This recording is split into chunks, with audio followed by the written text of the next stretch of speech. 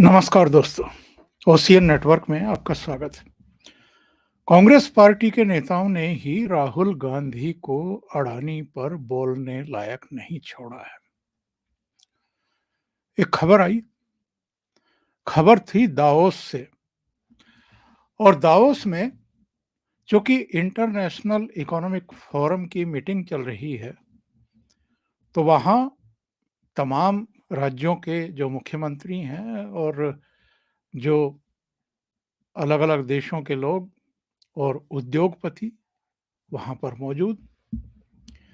खबर आई कि जो तेलंगाना के मुख्यमंत्री हैं कांग्रेस के, रेड्डी साहब युवा मुख्यमंत्री हैं। अभी राहुल गांधी, सोनिया गांधी और प्रियंका वाड्रा हैदराबाद गए थे शपथ ग्रहण समारोह में।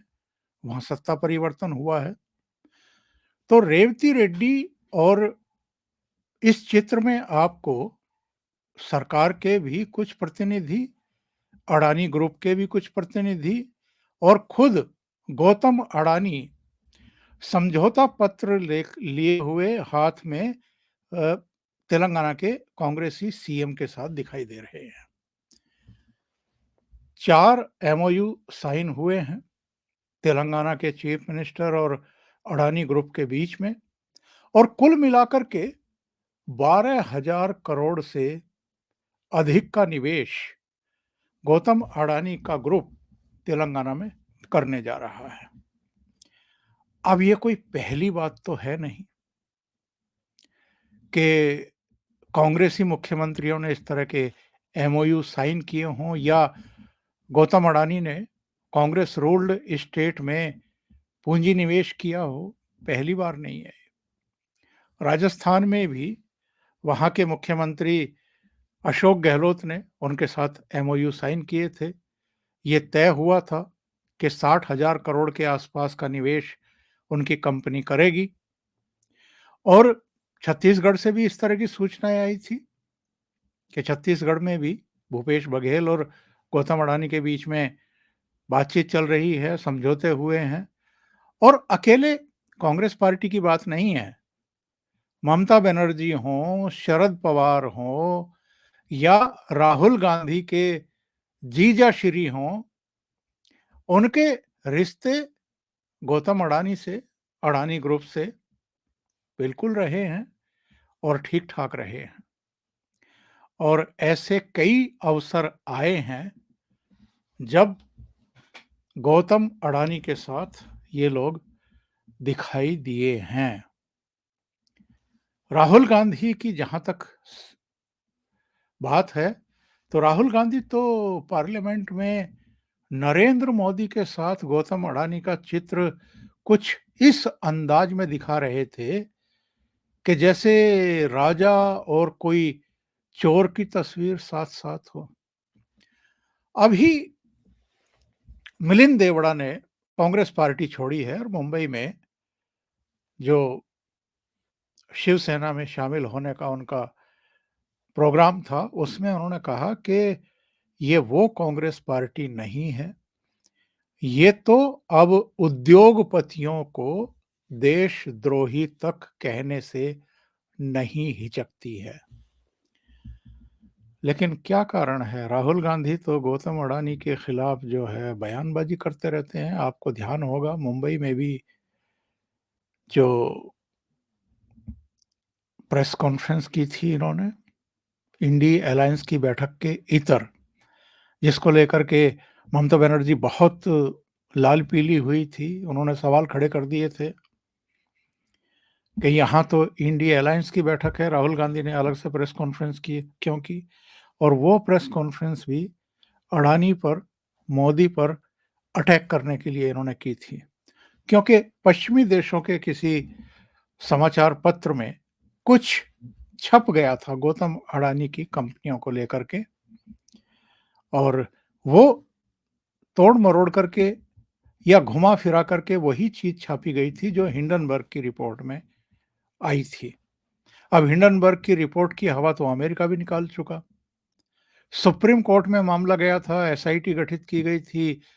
जो सेबी की रिपोर्ट है, उसको सही माना गया, वहाँ भी हवा निकल गई। लेकिन राहुल गांधी बाज नहीं आते हैं, जब भी उनको मौका लगता है, उनका रिकॉर्ड वैसे ही बजने लगता है, जैसा शुरू से बजता आया है अडानी और मोदी को लेकर के। लेकिन उनके ही चीफ मिनिस्टर ने जिस तरीके से राहुल गांधी की एक तरीके से बोलती बंद कर दी है, क्योंकि अगर आप तेलंगाना में उनसे निवेश ले रहे हैं 12,000 करोड़ का और दिल्ली में या देश के दूसरे हिस्सों में आप प्रेस कॉन्फ्रेंस करते हैं और गौतम अडानी पर ही आपका नजला फूटने लगता है, तो इसको पाखंड और ढोंग के अलावा कुछ नहीं कहा जाएगा, कुछ नहीं माना जाएगा।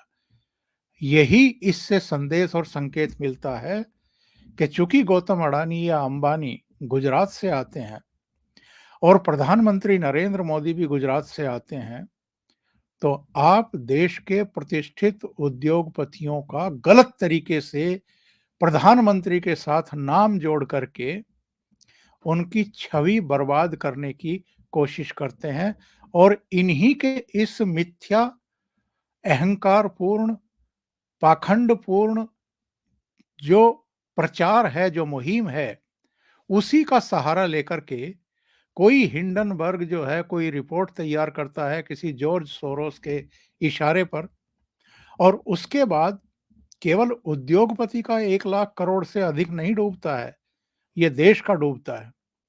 तो आप कहीं ना कहीं देश को नुकसान पहुंचा रहे हैं।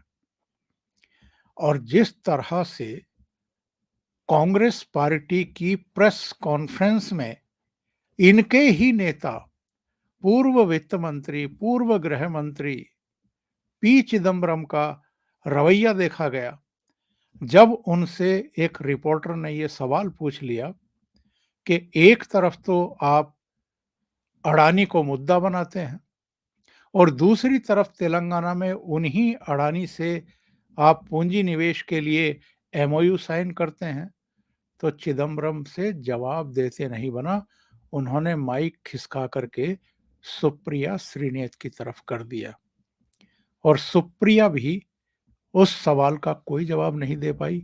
क्या कहा उन्होंने, जरा खुद ही देख लीजिए, ये क्लिप मैं आपको दिखा देता हूं।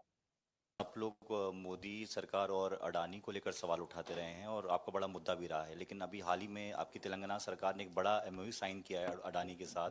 उस पर अगर आप कुछ कहना चाहें तो। मुझे लगता है कि ये मैनिफेस्टो लॉन्च की प्रेस वार्ता है और हम इसी पर केंद्रित रखना चाहते हैं। ये सवाल आप अन्यथा मत लीजिए मेरी इस बात को, लेकिन मैनिफेस्टो लॉन्च एक बड़ी चीज़ है और जिस तरह से हम इसको करने की कोशिश कर रहे हैं उसमें पूरे देश की आवाज़ प्रतिबिंबित। दोबारा सुन लेते हैं जरा इसको। सर, अक्सर आप लोग मोदी सरकार और अडानी को लेकर सवाल उठाते रहे हैं और आपका बड़ा मुद्दा भी रहा है, लेकिन अभी हाल ही में आपकी तेलंगाना सरकार ने एक बड़ा एमओयू साइन किया है अडानी के साथ।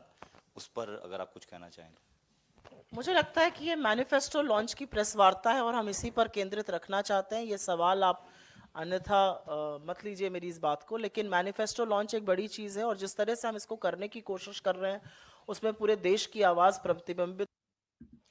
राहुल गांधी जो पाखंडपूर्ण बयान देते हैं और प्रधानमंत्री नरेंद्र मोदी की छवि को धूमिल करने के लिए अडानी को गलत तरीके से उछालते हैं, उनके नाम को उछालते हैं, उनको ही नहीं देश को नुकसान पहुंचाते हैं, उस पाखंड का कोई जवाब कांग्रेस पार्टी के ना प्रवक्ता के पास है, ना सीनियर नेता पी चिदम्बरम के पास है।